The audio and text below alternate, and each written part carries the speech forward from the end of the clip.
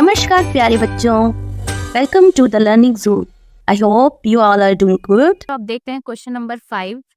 घोंगे ने उद्यान के भीतर और बाहर क्या क्या देखा, नीचे लिखिए। तो यहाँ पर हमें वो चीजें लिखनी है जो घोंगे ने उद्यान के भीतर यानी गार्डन के अंदर देखी, और यहाँ लिखनी है वो चीजें जो उसने गार्डन के बाहर देखी। तो गार्डन के अंदर उसने क्या क्या देखा होगा। एक तो घोंगे ने दीवार देखी थी, जो कि वो हर रोज देखता रहता था, है ना। दीवार के अलावा उसने क्या देखा, उसने देखा होगा छोटे पेड़ पौधे, क्योंकि जब वो गार्डन में रहता है तो पेड़ पौधे तो गार्डन में होते ही हैं। तो छोटे छोटे पेड़ और छोटे पौधे भी होंगे ने देखे होंगे। ठीक है। अब पेड़ पौधे थे तो पेड़ पौधों पर उसने फूल भी देखे होंगे, तो हम फूल भी लिख सकते हैं। ठीक है। और उसने क्या देखा होगा, कुछ छोटे पत्थर भी देखे होंगे एक तो, है ना। बगीचे में कुछ छोटे पत्थर भी घोंगे ने देखे होंगे, या पत्तियां भी हम लिख सकते हैं, पेड़ों की पत्तियां। पर जब वो उद्यान के बाहर यानी गार्डन के जब वो बाहर निकला तो उसने क्या देखा, बड़ा सा मैदान देखा सबसे पहले तो, है ना। बड़ा मैदान देखा, और उसके बाद क्या देखा, लाल चीते देखे। पहली बार उसने जीवन में लाल चीते देखे थे। और क्या देखा था, एक कुत्ता भी उसने देखा। और क्या देखा था बच्चों, गेंद देखी थी कुत्ते के साथ, और एक गिलहरी भी उसने देखी थी, है ना। तो ये सब आप यहाँ लिख सकते हैं। सो बच्चों, इसके बाद है नेक्स्ट क्वेश्चन, भाषा की बात, जिसमें हमें कहानी में आए इन शब्दों के आधार पर कुछ वाक्यों को बनाना है और यहाँ पर दी गई जगह में उन्हें लिखना है। तो चलिए जल्दी से वाक्य बनाते हैं। और पहला शब्द है यहाँ पर आश्चर्य, और आश्चर्य शब्द से हम क्या वाक्य बना सकते हैं, मेरी आंखें आश्चर्य से खुली रह गई। आप अगर चाहते हैं तो कोई और वाक्य भी आप खुद से बनाकर यहाँ लिख सकते हैं। दूसरा शब्द हमें दिया गया है अद्भुत, तो उसके लिए हम क्या वाक्य बना सकते हैं, यह दुनिया कितनी अद्भुत है, या यह संसार कितना अद्भुत है।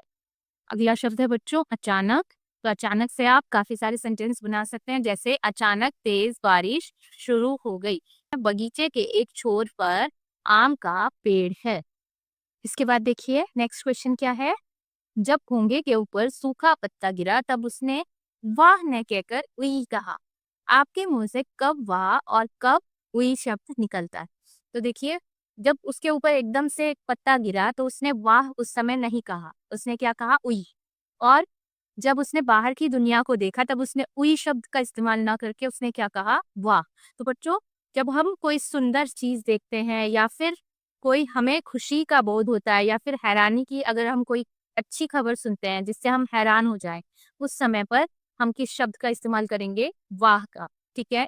जैसे मान लीजिए हमने देखा, वाह ताजमहल कितना सुंदर है। ठीक है। या आपने मान लीजिए कोई अच्छी खबर आपने सुनी, वाह मैं क्लास में फर्स्ट आ गया हूँ। तो इस तरह की कोई भी खबर आप सुनते हैं या कोई खुशी की बात होती है, हैरानी की बात होती है, अच्छी बात होती है, तब हम वाह शब्द का यूज करते हैं। और उई शब्द का यूज यानी उई शब्द का इस्तेमाल हम कब कब करते हैं, जब अचानक से हमें कहीं दर्द हो जाए या कुछ चुभ जाए, तो ऐसे में हम उई शब्द का इस्तेमाल करते हैं। अब आपको डिफरेंस क्लियर है इन दोनों शब्दों में। अगला क्वेश्चन क्या है कि घोंगे ने अपने शंख में कौन कौन सा सामान बांधा होगा। तो आप देखिए, घोंगा क्या था, एक छोटा सा जीव था, है ना। तो घोंगा किस तरह के सामान को अपने साथ रख सकता है, कुछ फलों को, कुछ पत्तों को, और क्या रख सकता है वो अपने साथ बच्चों, हो सकता है कोई फूल वो अपने साथ लेकर जा रहा हो, है ना। और अपनी माँ की दी हुई कुछ चीजें हो सकती हैं। तो आप ये बनाकर अपनी मर्जी से लिख सकते हैं यहाँ पर। इसके बाद बच्चों पेज नंबर 24 पर कुछ क्वेश्चन दिए गए हैं जिनमें हमें क्या करना है, मिलान करना है। चलिए पढ़ते हैं। नीचे लिखी बातें घोंगे ने कब कब कही, मिलान करिए। तो घोंगे के कथन यहाँ पर दिए गए हैं और समय दिया गया है कि कब उसने ये बात कही थी। सबसे पहले देखिए, वाह दुनिया में सब कुछ कितनी तेजी से चलता है। तो ऐसा उसने कब कहा था बच्चों, जब उसने एक लुढ़कती गेंद के पीछे, लुढ़कती बॉल के पीछे उसने कुत्ते को तेजी से भागते हुए देखा, तब उससे लगा, उसे पता चला कि दुनिया कितनी तेजी से चलती है। तो इससे हम मिला देंगे। फिर वाह दुनिया सचमुच कितनी बड़ी है, तो ऐसा उसने कब कहा था, जब उसने बच्चों का बड़ा सा खेलने का मैदान देखा था, जब उसने बच्चों का खेलने का स्थान देखा था। अब अगला है, वाह दुनिया तो कितनी मजेदार है। तो जब उस पे सूखा पत्ता गिरा तो उसने कहा, वाह दुनिया कितनी मजेदार। अगला है, वाह सचमुच दुनिया कितनी अद्भुत है। तो जब बर्ड का पेड़ देखा तब उसने कहा था कि दुनिया कितनी अद्भुत है। इस तरह से आप यहाँ मिला देंगे।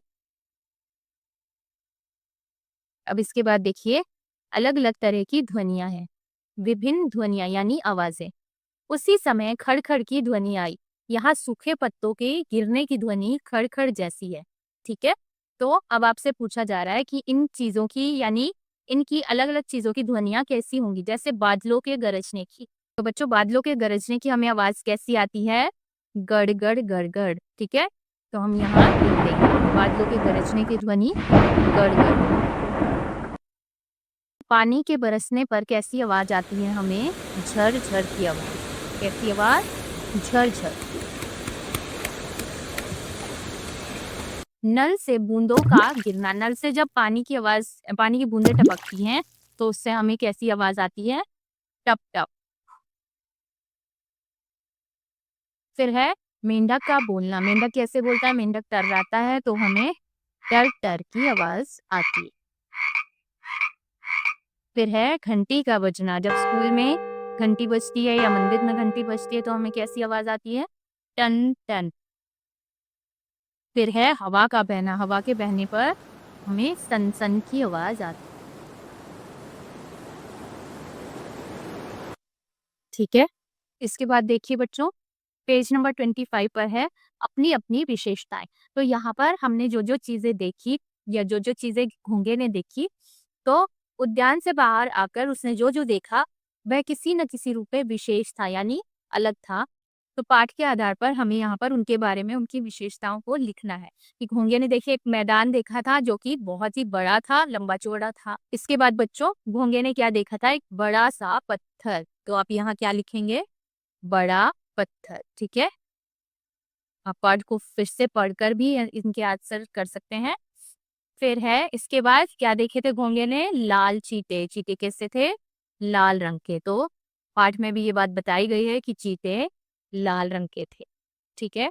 और एक बड़ का पेड़ घोंघे ने देखा, जो कि आप देख सकते हैं कि बड़ का पेड़ बहुत ही कैसा है? घना, घना पेड़। ठीक है? तो हम यहाँ लिख देंगे। और हमने 25 पेज नंबर को कंप्लीट किया। इसके बाद है अनुमान और कल्पना। तो इतने समय तक वहां रहने के कारण घोंघा उद्यान का एक कोना-कोना पहचान गया था। अब हमें अनुमान लगाकर बताना है कि घोंघा उद्यान में कब से रह रहा होगा। तो बच्चों, ये क्वेश्चन क्या है? अनुमान लगाकर बताइए कि घोंघा उद्यान में यानी बगीचे में कब से रह रहा होगा। तो इसमें हम क्या अनुमान लगा सकते हैं कि घोंघा बहुत लंबे समय से उद्यान में रह रहा होगा, क्योंकि उसने अपने जीवन का अधिकतर समय वहीं बिताया था और वह उद्यान का कोना-कोना पहचान गया था। हो सकता है कि घोंघे का जन्म उसी उद्यान में हुआ हो, तो वो जन्म से ही वहाँ पर रह रहा हो, या अगर वो बाद में अपनी माँ के साथ वहाँ आया होगा, तो भी ये भी अनुमान सही हो सकता है। तो दोनों में से कोई भी अनुमान सही हो सकता है, हम दोनों अनुमान लगा सकते हैं। फिर है अगला क्वेश्चन कि घोंघे को उद्यान के एक छोर से दूसरे छोर तक जाने में 2 दिन लगते थे और उसे वापस लौटने में 48 घंटे लगते थे। ऐसा क्यों? तो बच्चों, घोंघा क्योंकि बहुत ही धीरे चलता है, आपको मैंने पाठ में पहले भी बताया कि घोंघा रेंगकर चलता है अपने पेट के बल, तो इसलिए उससे उद्यान के एक छोर से दूसरे छोर तक जाने में 2 दिन यानी 48 घंटे का समय लगता था। अब देखिए, क्योंकि एक दिन में हमारे पास कितने घंटे होते हैं? 24 घंटे। तो 24 को अगर आप 2 से गुना करेंगे तो आपके पास कितने घंटे आ जाएंगे? 48 घंटे, है ना? इसीलिए कहा गया है कि 2 दिन उसे जाने में लगते थे और वापस 2 दिन यानी 48 घंटे वापस आने में लगते। अगला क्वेश्चन क्या है? आप अपने विद्यालय में कितने वर्षों से पढ़ रहे हैं? आपने वहाँ अब तक क्या-क्या देखा है? तो इसका आंसर सब बच्चों के लिए अलग हो सकता है। अगर आप उसी विद्यालय में शुरुआत से पढ़ रहे हैं तो आप लिखेंगे, मैं अपने विद्यालय में पिछले 4 वर्षों से पढ़ रहा हूँ। अगर आप कुछ समय पहले ही आए हैं, 1 साल पहले या 2 साल पहले, तो आप वो भी बता सकते हैं। मैंने वहाँ कई अच्छे शिक्षक, पुस्तकालय, कंप्यूटर कक्ष, खेल का मैदान और विज्ञान प्रयोगशाला देखी है। तो जो-जो आपने अपने स्कूल में देखा, अगर कुछ अलग देखा है, आप वो भी बता सकते हैं। फिर है, आपको अपनी कक्षा से पेयजल यानी पानी पीने की जगह तक जाने के लिए और विद्यालय के मुख्य द्वार यानी मेन गेट तक जाने के लिए कितना समय लगता है? तो इसका भी उत्तर सबके लिए अलग हो सकता है।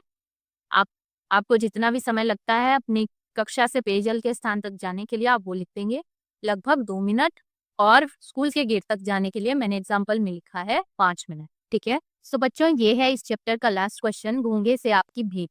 अब भेंट शब्द का क्या अर्थ होता है बच्चों? मुलाकात। यानी अगर घोंगा आपसे कभी मिल जाए, यानी आपकी मुलाकात कभी घोंगे से हो जाए, तो आप उससे क्या बातचीत करेंगे? देखिए, घोंगे को सबसे पहले बच्चों के खेलने का स्थान दिखाई दिया। आपको कल्पना करनी है, आपको इमेजिन करना है, और कि बच्चे ने घोंगे को देखा और उससे कुछ बातें की।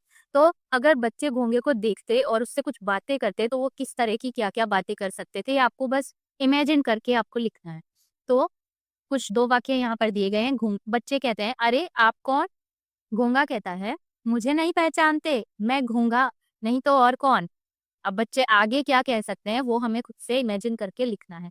तो आप ये जो मैं आपको बताने वाली हूँ, आप ये वाले सेंटेंसेस भी लिख सकते हैं, और अगर आप चाहते हैं कुछ अलग लिखना तो आप वो भी बनाकर यहाँ लिख सकते हैं। तो देखिए, बच्चे क्या कहेंगे, क्या आप हमारे साथ खेलेंगे? तो बच्चे घोंगे को पूछते हैं, क्योंकि वो खेल के मैदान में है, तो हो सकता है कि वो उससे पूछे, क्या आप भी हमारे साथ खेलेंगे? घोंगा कहता है, हाँ जरूर, पर कौन सा खेल? तो बच्चे कहते हैं, पकड़म पकड़ाई। तो घोंगा क्या कहेगा, अरे नहीं, मैं तो तुम्हें पकड़ ही नहीं पाऊंगा। ऐसा घोंगा क्यों बोलेगा? क्योंकि घोंगा बहुत स्लो चलता है, धीरे धीरे चलता है, तो वो किसी भी बच्चे को पकड़ नहीं पाएगा। तो बच्चे कहते हैं, तो चलो हम छुपन छुपाई खेलते हैं। तो इस तरह से आप ये संवाद बनाकर लिख सकते हैं। इसी के साथ आपका ये पाठ के प्रश्नोत्तर कंप्लीट होते हैं। अगर आपको ये वीडियो अच्छा लगा तो इस वीडियो को लाइक करें और द लर्निंग जूस चैनल को सब्सक्राइब करना ना भूलें। Thank you.